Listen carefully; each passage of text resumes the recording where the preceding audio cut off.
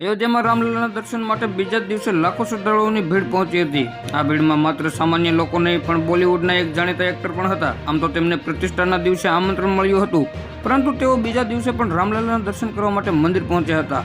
23 જાન્યુઆરીથી સામાન્ય લોકો માટે મંદિર ખુલ્લું મૂક્યું હતું। રાત્રે 3 વાગ્યાથી શ્રદ્ધાળુઓની ભીડ મંદિર બહાર દર્શન માટે ઉમટી પડી હતી। એવી હાલત થઈ ગઈ હતી કે ભારે પોલીસ દળ તૈનાત કરવું પડ્યું હતું। ખબર એવી પણ આવી હતી કે લોકોએ તેના બેરીકેડ પણ તોડી દીધા હતા। આટલી ભીડ વચ્ચે પણ રામલલ્લાના દર્શન કરવા માટે the Kashmir file actor Anupam Kher પહોંચ્યા હતા। તેમણે અયોધ્યા રામ મંદિર અંદરનો એક વિડીયો પણ શેર કર્યો છે।